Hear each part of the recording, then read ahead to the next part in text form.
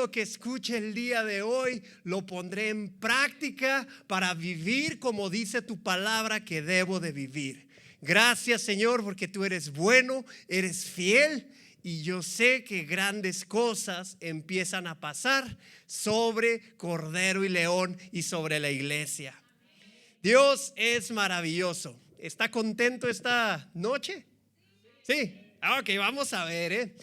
El día de hoy hay una predicación que creo que se me enjuga siempre el poder conocer más de la palabra de Dios y tener herramientas para saber lo que estoy aprendiendo y lo que estoy recibiendo de parte de Dios. Es bien importante que usted siempre que venga aquí a la iglesia pueda poner en práctica lo que escucha aquí en la iglesia. Tiene que saber que es bien importante el recibir la palabra de Dios, pero no solamente dejarla como una enseñanza vieja o antigua, sino como una palabra viva y que produce fruto. Amén. El título de hoy se llama exegesis y es un término de prácticamente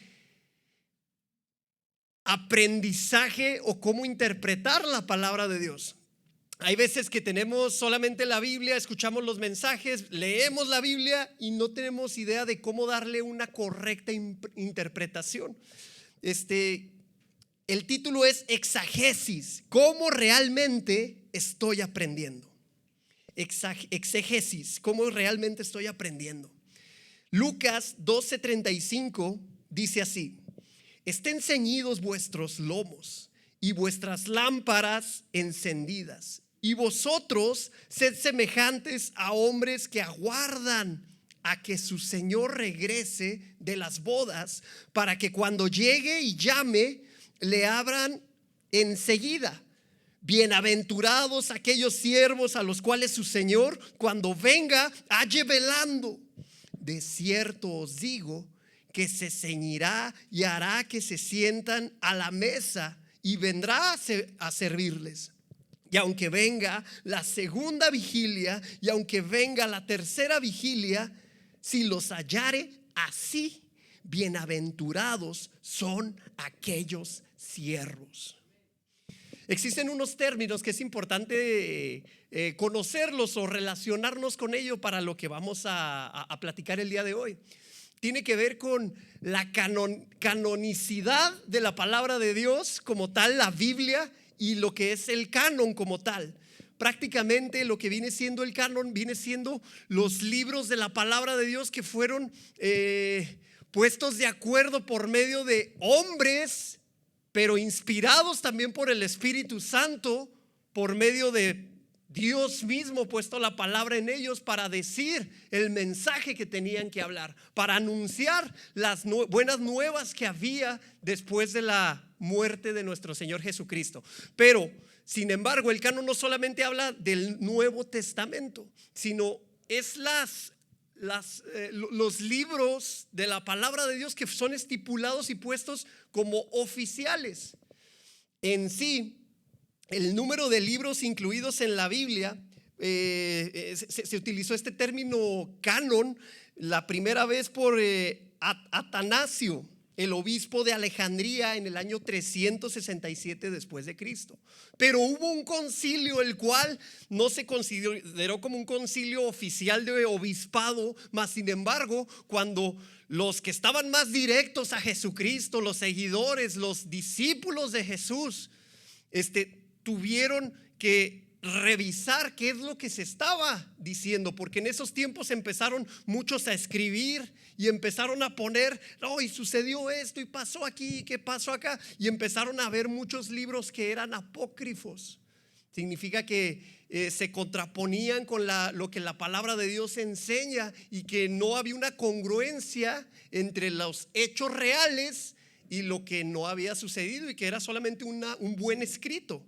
Entonces prácticamente se dividió en dos partes: el Antiguo Testamento, que era el Tanaj para los judíos, y el Nuevo Testamento, que es la palabra de Dios que conocemos actualmente. Aquí es bien importante saber que la canonicidad que se le dio es esa veracidad que el libro tiene como tal, o el escrito o el pergamino en aquel momento tenía al momento de llegar al lector. Existen algunos atributos los cuales deben de cumplir para que pueda ser parte del canon, o que se tomaban en cuenta para decir: este libro es fidedigno, este libro es confiable, este libro o este pergamino que está escrito realmente proviene de parte de Dios. ¿Y cómo podemos saber eso? Bueno, había cinco puntos que eran de validación para estos libros. Número uno, el libro o el evangelio o el escrito tiene que ser autoritativo. Prácticamente tiene que ver con el reconocimiento de la autoridad divina. En este libro se menciona prácticamente: así dice Jehová. Jehová ha dicho. Dios Todopoderoso establece y pone. Dios dice su palabra. ¿Sí? Dan una autoridad ¿a quién? A Dios Todopoderoso. Es una característica que debe de tener. Segunda característica, debe de ser profético. Profético. Los libros inspirados vienen únicamente a través de hombres ungidos del Espíritu Santo. ¿Sí? En este caso, cada uno de los que escribía tenía que ser guiado y ser un siervo totalmente de Dios para poder escribir lo que Dios le estaba pidiendo que escribiese, para que pudiera ser veraz como tal. ¿Sí? Entonces, debía ser inspirado por el Espíritu Santo.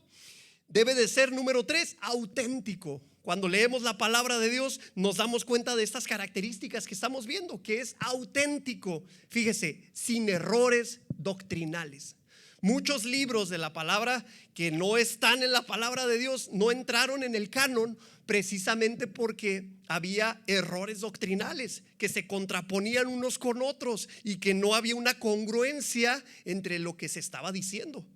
A pesar de que hay libros que en la palabra de Dios no están, pues son muy buenos libros, hasta incluso tipo una buena poesía que puede reconfortar el alma. Mas sin embargo, entramos al siguiente punto, número 4, dinámico. Y aquí entra la parte que me llama la atención, donde realmente la palabra de Dios produce vida. ¿Qué significa dinámico? Tener la habilidad dinámica para transformar la vida del lector. Si no cumple con este requisito de transformar tu vida, sencillamente es hermosa poesía, como podemos encontrar en muchos otros libros. Pero la palabra de Dios tiene algo que es especial. Tú lo lees y empieza a producir un rema del interior, una efervescencia, algo que sucede y que puedes volver a leer el mismo texto y algo empieza a cambiar, algo empieza a suceder. Debe de ser dinámico. Y último, el quinto punto para que pueda entrar dentro del canon y decir: este libro de la palabra de Dios es verdadero, debe de ser aceptado por la iglesia. Y yo creo que si juntamos estos 5 puntos, empezamos a darnos cuenta que la palabra de Dios como la tenemos actualmente, creo que viene siendo una veracidad total, porque no solamente es autoritativo, sino profético, es auténtico, es dinámico y es aceptado por la iglesia. Cumple con esas características. Y ahora me dirás: ¿por qué me estás diciendo todo esto? Porque a lo que quiero llegar es a 2 puntos importantes, que es la hermenéutica, que prácticamente son herramientas que podemos aprovechar, tener, y no solamente en la cuestión de la Biblia o la palabra de Dios, sino en cualquier área, el poder aplicar herramientas de hermenéutica para poder tener un mejor entendimiento. Y diga conmigo, para que se le quede bien grabado, ¿qué es la hermenéutica? Son herramientas que se dedican a interpretar. A eso se dedica, a interpretar. ¿Y qué esas herramientas, cómo las puedo utilizar? Bueno, existe un método de cuestionamiento, el cual nos ayuda a poder tener una mejor noción de qué es lo que estoy leyendo. Cuando leo la palabra o cuando escucho una predicación y estoy viendo lo que dice la palabra, tengo que tener en cuenta un racionamiento que lo hemos considerado como un método para preguntar básico. Número 1, ¿cómo interpretar correctamente y provechosamente lo que leemos? Observación. Y no me refiero solamente a estar viendo, sino observaciones. ¿Qué dice lo que estoy leyendo? ¿Qué describe? ¿Dónde está sucediendo? ¿Cuándo está sucediendo? ¿En qué tiempo? ¿Cuál es la idea principal? Todo eso es observación. Lo que se puede ver a primera vista y empezar a decir, ok, están hablando de Lucas, está más o menos situado en tal época, en tal tiempo, el autor está describiendo el lugar de lo que estaba pasando y empiezas a tener una mejor idea de lo que está sucediendo. El segundo punto es interpretación. Algo es leer y algo es entender lo que se lee. Usted lee y cuando hay una interpretación empieza a decir o a cuestionarse, ¿qué quiere decir lo que acabo de leer? ¿Qué quiere decir esto que acabo de escuchar? ¿Qué significa la expresión que hizo el apóstol, que hizo Jesús, que hizo el discípulo, que hizo el profeta? Y nos va a ayudar a entender un poco mejor a qué se refiere, qué simboliza, qué quiere mostrar o probar. ¿Sí? Pero no solamente se queda ahí. La hermenéutica empieza a buscar una aplicación de lo que se está leyendo. Cuando usted lea un texto bíblico, no solamente busque el leer hermosas palabras o hermosas historias, sino que busque una aplicación real a su vida. ¿Qué dice a mi vida? ¿Qué dice a mis sentimientos? ¿Contiene una lección moral o espiritual para mi vida? ¿Está de acuerdo a las enseñanzas de la Biblia? ¿Aplica para las predicaciones que muchas veces escuchamos y vemos y estamos en la iglesia y a veces solamente escuchamos pero no ponemos por obra lo que escuchamos? Si tiene una aplicación, ¿cómo puedo lograrlo? ¿Cómo puedo llevar esa predicación a mi vida, a mi diario vivir? Y comunicación, que es realmente lo que estoy escuchando, lo que estoy recibiendo, digno de compartirse, digno de llevarse a alguien más, digno de poderlo enseñar, tomar el tiempo para que alguien más lo escuche. ¿Cómo puedo hacerlo? Pues allí entra la exegesis, que precisamente viene siendo lo que quiso decir el autor y cuál es su aplicación o su efecto al lector. Hasta aquí todos me siguen, ¿verdad? Sé que son muchos puntos, pero a lo que quiero llegar es de que entienda que la exegesis viene siendo la aplicación de la hermenéutica, la aplicación de las herramientas que ya junté al momento de leer la palabra de Dios, poder tener esas herramientas y no solamente todo lo que veo en internet o todo lo que veo en cualquier predicación, creerlo como tal, sino ponerlo, como dice su palabra, a prueba. ¿Con qué? Con el crisol más tremendo que tenemos, que es la palabra de Dios. Y sabremos y discerniremos qué pertenece o qué es lo que podemos extraer de riqueza y qué es lo que no nos conviene. Sí. Para esto quiero aplicar la exegesis en un ejemplo bíblico que tiene que ver en la palabra de Dios en Lucas. Lucas, si me puede acompañar. No, perdón, Juan 5:1. Y prácticamente tiene que ver con la curación en el estanque de Betesda. Existen muchas controversias con este texto bíblico, algunos diciendo no, es apócrifo totalmente, no, se equivocaron en la traducción, muchas veces es que no se refería a eso, se refería a otra cosa, pero para poder entenderlo vamos a aplicar la exegesis en todos los sentidos. Y yo le pido que esté bien bravo con la palabra de Dios, que lo pueda leer, que lo pueda entender. En casa se lo lleva de tarea para que pueda darle una mejor aplicación. Traía muchas imágenes, pero en la repetición lo puede ver. Se van a estar proyectando por ahí. Prácticamente La historia probablemente la conocemos del estanque de Bethesda, que había muchas personas que se acercaban a este lugar buscando una sanidad. Muchas personas se acercan a la iglesia, se acercan a los templos de cualquier religión buscando tres factores sumamente importantes: sanidad, que yo creo que 98%, una llenura espiritual y que sus problemas se resuelvan. Realmente, hablando de inconversos, las razones por las que se acercan a una iglesia primeramente, ¿sí?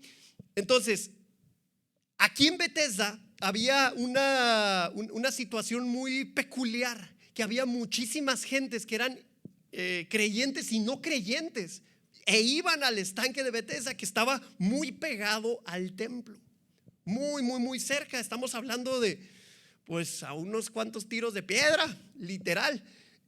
El texto bíblico empieza a narrar que Jesucristo venía de camino hacia el templo como tal, y se topa con el estanque de Bethesda. Y ahí te va, vamos a leer Juan 5:1.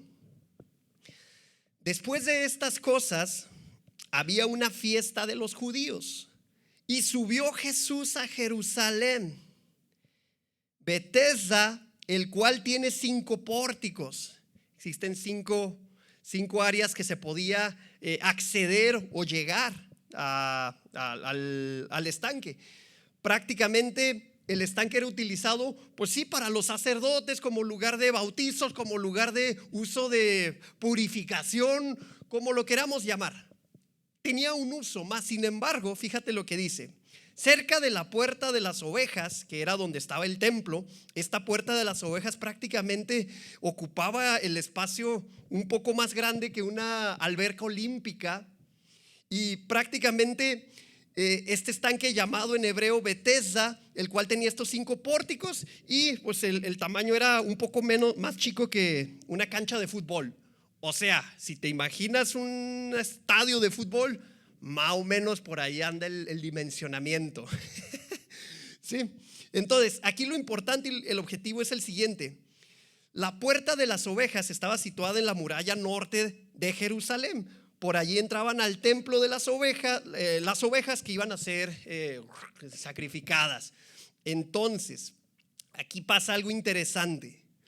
Había un lugar el cual mucha gente iba buscando milagros de sanidad, a unos, yo le calculo más o menos unos 150 metros, 200 metros de distancia de donde estaba el templo, donde se ofrecía sacrificio a Jesús, a Dios Todopoderoso.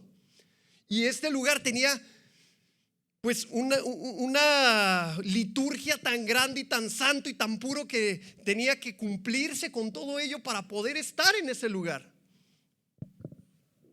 Y a 150 metros estaba el estanque de Bethesda, un lugar que se empezó a considerar un lugar pagano totalmente. ¿Por qué? Porque iba mucha gente a buscar sanidad, no por la obra de Dios, sino por la obra de otros dioses. Si vemos en el versículo 3, dice la palabra: cuando Jesús iba caminando por ahí, en esta yacía una multitud de ¿qué cosa? De enfermos, de ciegos, de cojos y paralíticos, que esperaban el movimiento del agua. Diga conmigo: esperaban el movimiento del agua. Porque, versículo 4, y aquí entran los problemas. Porque un ángel descendía de tiempo en tiempo al estanque y agitaba las aguas. Y el que primero salía corriendo y descendía al estanque después del movimiento del agua, quedaba, ¿qué cosa? Sano de cualquier enfermedad que tuviese. Y había allí un hombre que hacía 38 años. 38 años estaba enfermo. Quiero contextualizarlo todo un poco más. Estaba el estanque de Bethesda, el cual, si lo podemos imaginar, véalo como una super pileta de agua, el cual constaba de 2 piletas, una con una cierta altura y otra un poco más baja. Estas piletas, fíjese bien, se comunicaban por una compuerta. ¿Para qué eran las piletas? Para juntar agua, porque precisamente a veces era complicado la distribución de agua para todo el pueblo.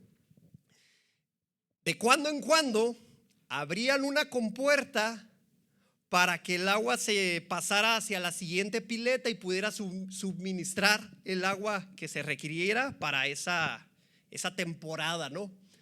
Lo interesante es lo siguiente: el texto bíblico, versículo 4 dice: porque un ángel descendía de tiempo en tiempo al estanque y agitaba el agua. Y dicen, no, es que la traducción puede ser que esté errónea, y no dudo que no, es una posibilidad. No sabían qué era lo que causaba la agitación de las aguas y pusieron un ángel que agitaba las aguas para que tuviera más sentido al lector que lo está recibiendo, al que está leyendo y dice, bueno, pues ¿qué agitaba las aguas? Pues un ángel. Más sin embargo, empezamos a estudiar por medio de la que dijimos que se llamaba exégesis, y empezamos a entender el contexto de todo para saber qué está sucediendo en ese tiempo y cuáles eran las actividades que hacían en el estanque de Betesda. Era suministrar agua, y el estanque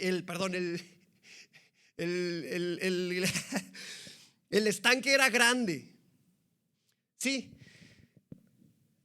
Históricamente empiezas a buscar y empiezas a informarte un poco más y empiezas a ver, oye, mira, tiene efectivamente unas compuertas que precisamente las abrían y las cerraban para suministrar agua. Y te vas dando cuenta que este estanque cumple con esa situación de que pudo ser. Tampoco se descarta, porque uno empieza a decir, ok, ¿cuál es el propósito del autor escribiendo esto? ¿Qué propósito tendría Lucas, Juan, que es el que escribió este libro como tal, en los evangelios? ¿Qué contradicción de lo que predica y lo que está diciendo en este texto bíblico? Está diciendo que un ángel bajaba, agitaba las alas y movía las aguas y eran sanados, sea creyente o no sea creyente, se acerque a Dios o no se acerque a Dios, crean lo que crea, él era sanado. ¿Y qué era lo que profesaban y estaban predicando los apóstoles de Jesucristo?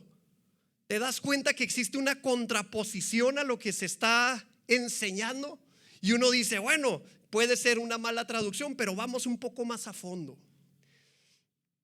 El evangelista, ¿qué estaba tratando de decir? Recordemos que Juan estaba escribiendo y diciendo, hey, hay una idea que tengo que compartir y decirles y enseñarles. Para eso es la exegesis. ¿Con qué propósito el escritor redactó este acontecimiento en este lugar?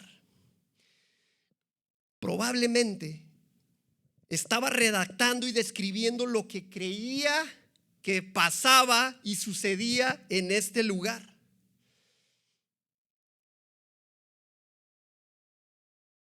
Escucha bien, históricamente existe unos escritos que son de, no sé si a lo mejor los has escuchado, Vitruvius de arquitectura. Y no es satanismo ni nada de eso, sencillamente son escritos que describen actividades que hacían precisamente los griegos, en escritos griegos como tal. Ellos tenían un dios que se llamaba Asclepio, y probablemente el pastor lo ha mencionado en alguna ocasión, si no mal recuerdo, si en alguna ocasión lo escuché. Asclepio como centro de sanidad, y era una creencia griega. Y fíjate qué tremendo. Ellos decían que tenían que zambullirse en el agua, y el escrito tal cual, si ven la repetición lo verán por ahí, dice: porque cuando las personas enfermas, esto es un escrito apócrifo de este libro, con identidad griega como tal, son trasladadas de un lugar pestilente a un lugar sano, y el suministro de agua proviene de fuentes sanas, se recuperarán más rápidamente. Entonces sucederá que la divinidad por la naturaleza del sitio ganará una reputación y una autoridad cada vez mayor. Era lo que le había pasado al estanque de Betesda. Y dice más adelante, para todos los templos, esto era lo que creían los griegos, iban a fomentarlo en cada uno de la religión que fuera. Para todos los templos se elegirán los lugares más saludables con manantiales adecuados en aquellos lugares donde se establezcan santuarios. A 150 metros que estaba el templo de Jerusalén. Fíjate. Y especialmente para Asclepio y Salus, que eran dioses con creencias de que ellos eran sanadores como tal. Y esto viene de muchísimos años atrás, antes de Cristo, que se creía en la sanidad de Asclepio y Salus. Y en general, para aquellos dioses por cuyo poder médico los enfermos son manifiestamente curados. La gente que estaba alrededor y los que habían escuchado ya tenía una reputación ese lugar de que ahí hay sanidad. Y empezaban a darle esa reputación de sanidad, aunque no la hubiera. Y si la había, unos sanaban, pero no era porque, pues sí, al final de cuentas, no, voluntad de Dios. Pero el detalle aquí y lo importante es de que ese lugar estaba destinado para rituales paganos como tal. De cuando en cuando las compuertas se abrían y la ideología de ellos era: corre, zambúllete y el primero que llegue es sanado, independientemente de lo que crea. Jesucristo fue a ese lugar y pasó lo siguiente, versículo 6. Cuando Jesús lo vio acostado y supo que llevaba ya mucho tiempo así. Estamos hablando de la persona que llevaba más de 30 años enfermo, 38 años precisamente. Supo que llevaba ya mucho tiempo así, dijo: ¿quieres ser sano? Versículo 7, Señor, le respondió el enfermo, no tengo quien me meta en el estanque cuando se agita el agua, y entre tanto que yo voy, otro desciende antes que yo. O sea, este enfermo tenía su idea de: tengo que ser sano, tengo que ser sano. Y su mirada estaba puesta en las cosas que veía. Pero pasa algo sobrenatural. Pasa algo sorprendente. Jesucristo le hace una pregunta extraña para alguien que está mucho tiempo enfermo. Tal vez te has enfermado de gripa, tal vez has padecido de alguna asma, alguna situación, algún tiempo de vida. Pero 38 años padeciendo cruelmente. Él quería ser sano. ¿A precio de qué? A precio de lo que sea, él quería ser sano.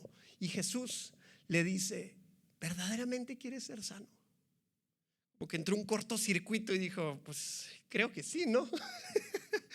yo pienso que sí. Versículo 8.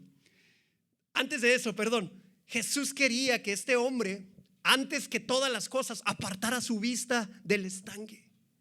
Quería que Jesús, que le viera a Jesús. Él quería que dejara de creer lo que cree y decir: ¿sabes qué? Mi único sanador es Jesucristo. Y ahí empiezan a cambiar todas las cosas de lo que el escritor Juan está diciendo en este texto. Fíjense, versículo 8. Jesús le dijo: levántate, toma tu lecho y anda. Y al instante aquel hombre fue sanado y tomó su lecho y anduvo. Y era día de reposo aquel día. Estaba prohibido sanar. Y qué antagónico es ver este suceso, que a Jesucristo lo perseguían por sanar en día de reposo, y había más de multitudes, como dice el escrito, en el estanque de Betesda buscando sanidad en día de reposo. Curiosamente, ¿no? Lo importante y lo que quiero rescatar aquí es que a veces nosotros como creyentes estamos tan enfocados en el problema, en la situación, en las condiciones económicas, en las condiciones en las que estamos viviendo. Y nos olvidamos de que nuestra mirada tiene que estar en Jesucristo. Jesús te dice y le habla a la iglesia: aparta tu mirada de las cosas que estás viendo y mírame a mí, el autor y consumador de la fe. Ellos creen que por medio de zambullirse, y creían que un ángel agitaba las aguas, eran sanados. Pero la sanidad no va a estar ahí. Tienes que saber que Jesucristo es el único autor, consumador de la fe. Amén. Seguimos leyendo, versículo 10, dice: entonces los judíos dijeron a aquel que había sido sanado, porque lo vieron: oye, este llevaba 38 años enfermo y ahora lo vemos dando voces de que está sano. Ese día de reposo no te es lícito llevar tu lecho, le decían al que estaba enfermo, al que había sido sanado. Él le respondió: el que me sanó, él mismo me dijo: toma tu lecho y anda. Entonces le preguntaron, versículo 12: ¿quién es el que te dijo toma tu lecho y anda? Y el que había sido sanado no sabía quién fuese, porque Jesús se había apartado de la gente que estaba en aquel lugar. Después, versículo 14, le halló Jesús en el templo. ¿Dónde estaba Jesús? En el templo. Y se encontró con el que lo había sanado. Y le dijo Jesucristo a él: mira, has sanado, no peques más, para que no te venga alguna cosa peor. Fuiste sano. Jesús le decía al enfermo: no peques más para que no te venga algo peor. Lo que realmente sucede aquí es que el Señor le sanó físicamente en el estanque de Betesda. A veces vemos a Jesús solamente como: vino a sanar, pero el objetivo no era sanar. Realmente el objetivo no es que seas sano. El objetivo no es de que tengas economía para llevar y pasar una vida despilfarradora. No. Es más, el objetivo no son tus hijos. No son. Hay un objetivo muchísimo más grande que Jesús estaba buscando, y es que el Señor le sanó físicamente en el estanque de Betesda, pero allí en el templo sanó su alma. Lo que debe la iglesia entender es que antes de recibir todas las bendiciones y las promesas que están en la palabra de Dios, debe de sanar primeramente tu corazón. Debes de entregar tu corazón a Jesucristo y reconocer: es por mérito de Jesús. Lo que tengo, sea bienes materiales, sea sanidad, sea una familia hermosa, es por medio de Jesucristo. Y como dice su palabra, nadie va al Padre si no es por Él.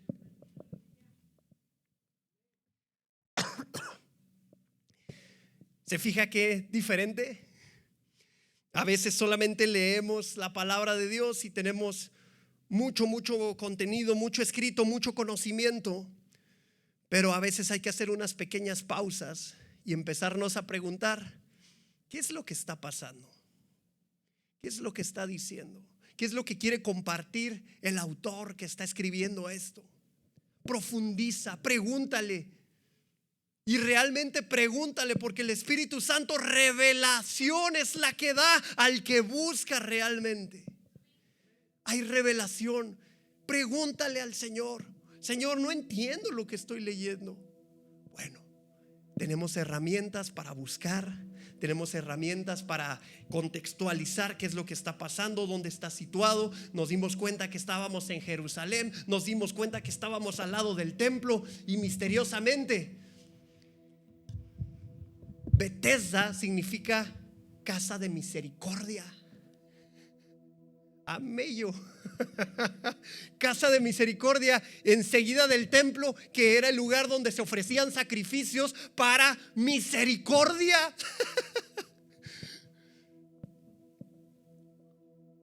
Con un objetivo totalmente pagano, con un objetivo totalmente entregado y santo delante de Dios.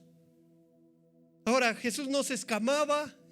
Él estaba y se presentó y pasó por Bethesda y supo, mira, ahora algo que me hace mucho ruido y quiero compartírtelo,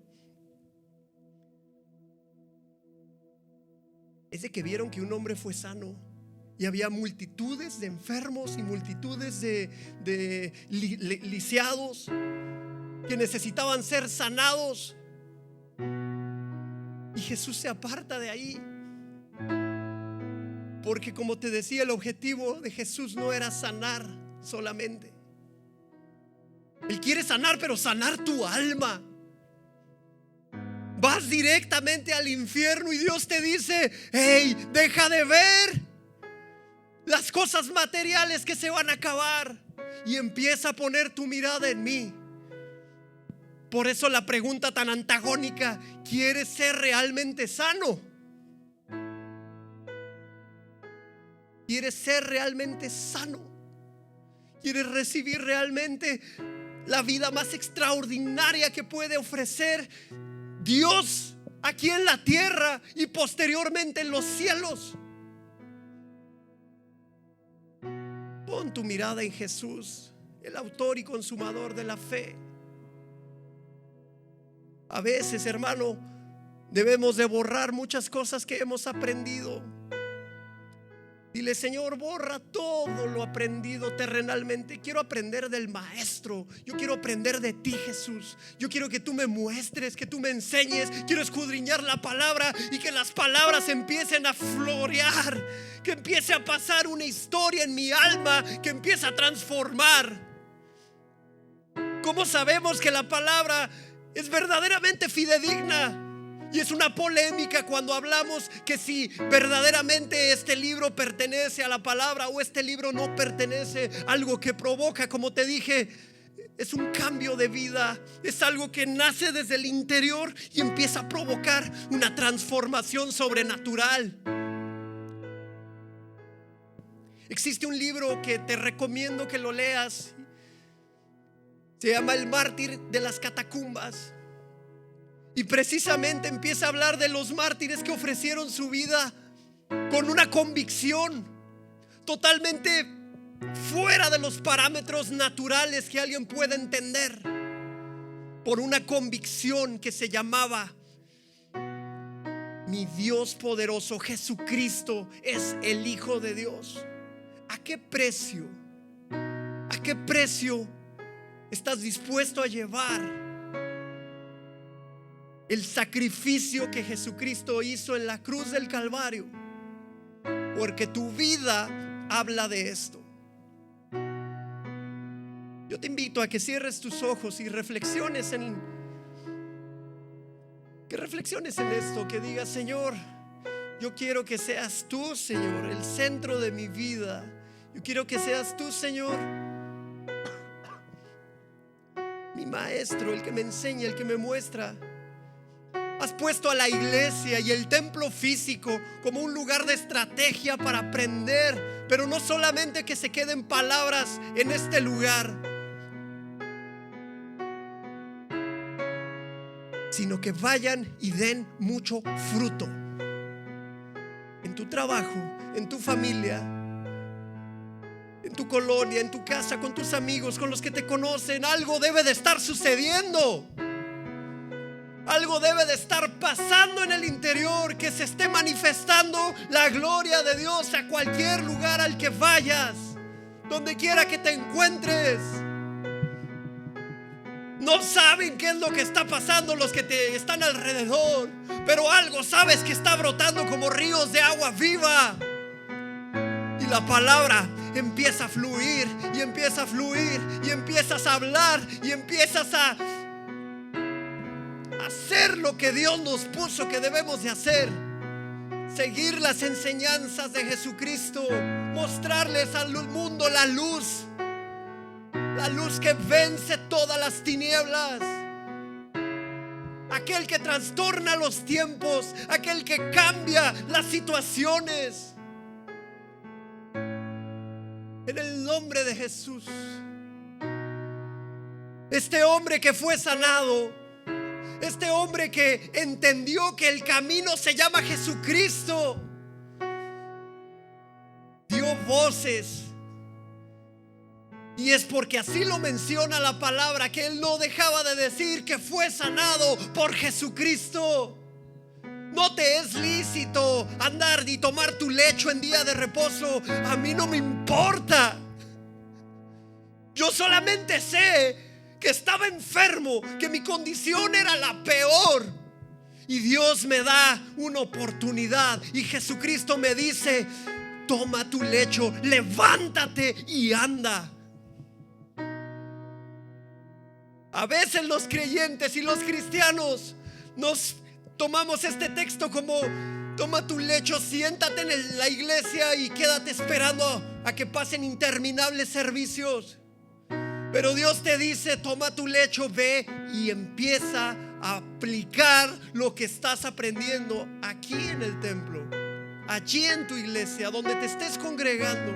Poned por obra cada una de estas cosas y llevad mucho fruto. En el nombre de Jesús, en el nombre precioso de Jesús.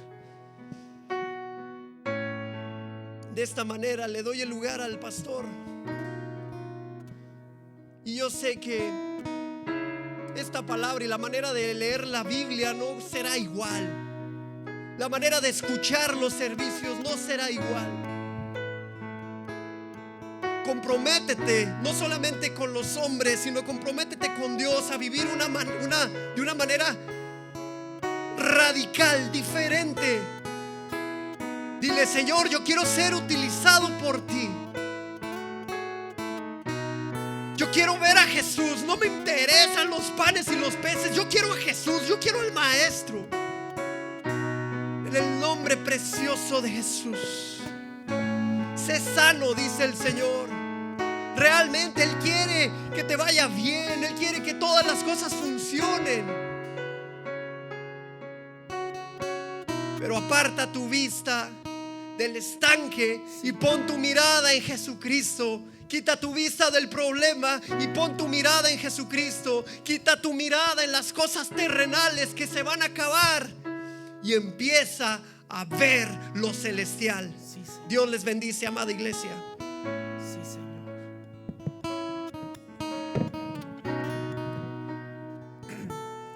Cierre sus ojos, por favor. Muchas veces nosotros vivimos en un estanque.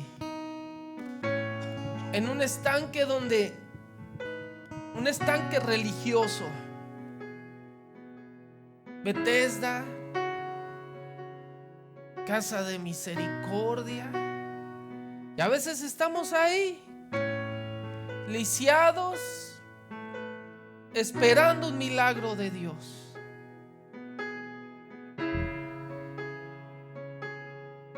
Jesús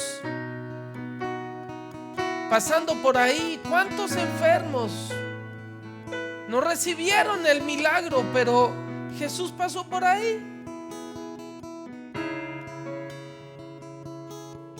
Un hombre que había esperado respuesta de Dios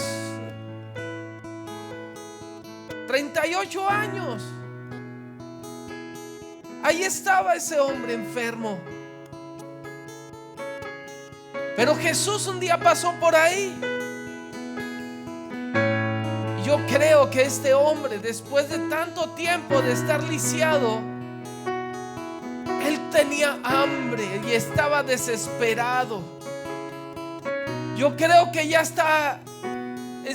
no sabía qué hacer. Ya había perdido la esperanza. Porque nunca alcanzaba el milagro. El Señor te dice, el Señor nos dice hoy: muchos me han dejado por un estanque de religión, por buscar lo suyo propio. Han inventado una manera de querer buscarme. Pero cuán equivocados están. Porque la misericordia no está en la casa. La misericordia yo soy, dice el Señor. La misericordia soy yo, dice el Señor. Y yo tengo misericordia del que quiero tener misericordia. Muchos buscan un lugar. Yo te digo, encuéntrate conmigo. Búscame a mí y vivirás, te dice el Señor. Búscame con todo tu corazón y sabrás que yo soy la misericordia. Yo soy la resurrección y la vida. Y el que cree en mí, aunque esté muerto, vivirá, dice el Señor. Levántate, iglesia, levántate, dice el Señor. Toma tu lecho y anda en pos de mí. Y ya no peques más, dice, porque tú eres mío. Tú me perteneces. Deja el estanque y comienza a ser tú un río de agua viva. Comienza a adorarme. Búscame con todo el corazón. Ponte de pie, pongámonos de pie. Dígale, Señor, levante sus manos a Dios y dígale, Señor, yo no quiero un estanque. Yo quiero la fuente de la vida, Jesús. Yo te quiero a ti, Señor. No quiero un milagro de tanto en tanto. Yo quiero, Señor, la vida, la resurrección. Yo quiero una relación contigo constante. Aquí estamos, Señor. Gracias, Señor, porque eres bueno con nosotros. Gracias, amado Dios. Gracias, Jesús. En Cristo Jesús oramos y te agradecemos, Señor, por esta palabra. Gracias, Señor. Amén, Señor. Amén. De esta manera despedimos la transmisión. Le esperamos el domingo en la transmisión de las 11:50 de la mañana. El Señor le bendiga. Hermano, usted que está aquí en la